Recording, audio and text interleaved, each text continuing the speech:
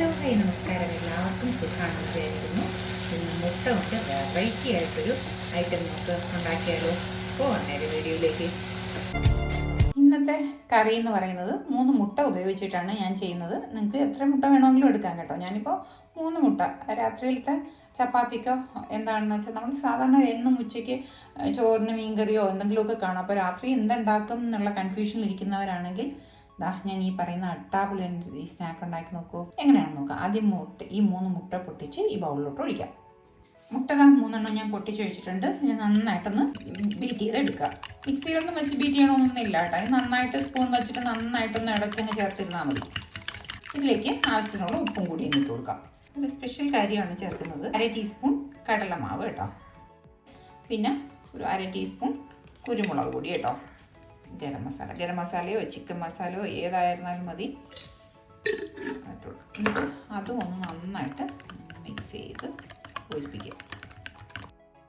Glass ബൗളാണ്. നിങ്ങൾ steel പാത്രം എടുത്താലും മതി കേട്ടോ. നിങ്ങൾ കുറച്ചും കൂടി വീതിയുള്ള പാത്രമാണെങ്കിൽ അതായാലും മതി കേട്ടോ.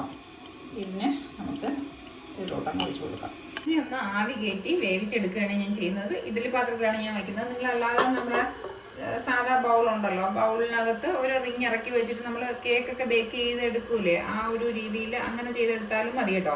വെള്ളം ഒഴിച്ചിട്ട് ബേക്ക് ചെയ്തെടുത്താലും മതി. ഇത് നന്നായിട്ട് വെന്ത് കിട്ടണം. നമുക്ക് വേവുന്നതിന് സമയം എന്ന് വെച്ചാൽ നമ്മൾ എടുക്കുന്ന ബൗളിനനുസരിച്ചിരിക്കും. ഇത് കുറച്ച് വിസ്താരം കുറഞ്ഞിട്ടുള്ള പാത്രമാണ്. അപ്പോൾ അതുകൊണ്ട് കുറച്ചും കൂടി സമയം എടുക്കും. കുറച്ചും കൂടി വീതിയുള്ള പാത്രമാണെങ്കിൽ ഇതിന് അത്രയും സമയം എടുക്കില്ല. അപ്പോൾ അതനുസരിച്ചിട്ട് അവരവരുടെ പാത്രം അനുസരിച്ചിട്ടിരിക്കും.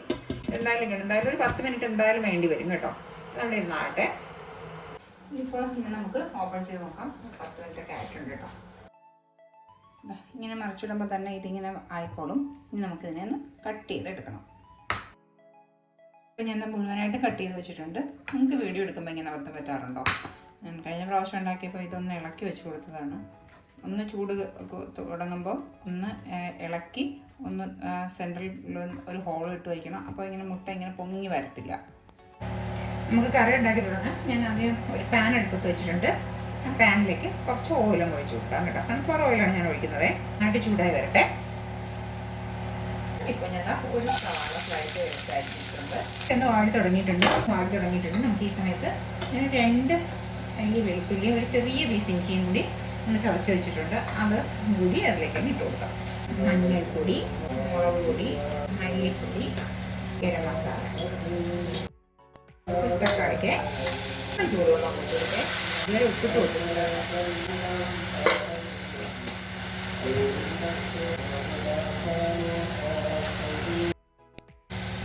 കുരുമുളക് പൊടി ചിലപ്പം കുടിക്കണം.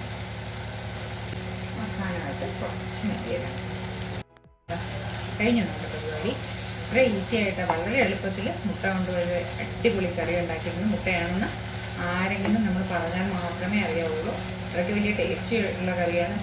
ചിക്കൻ പഴത്തെന്നോ മട്ടനെന്നോ ഒക്കെ പറഞ്ഞിട്ട് പിള്ളേരെ പറ്റിക്കാനായിരുന്നു. പിള്ളേരെല്ലാം മുതിർന്നവരെയാണെങ്കിലും പറ്റിക്കാൻ സാധിക്കും. എന്ത് നല്ല സോഫ്റ്റ് ആയിട്ടുള്ളതാണെന്നോ. കണ്ടുകൊണ്ടിരിക്കുന്ന സമയത്ത് ഇഷ്ടമാവുകയാണെന്നുണ്ടെങ്കിൽ ഒന്ന് ലൈക്ക് ചെയ്യാനും ഷെയർ ചെയ്യാനും സബ്സ്ക്രൈബ് ചെയ്യാനും മറക്കല്ലേ.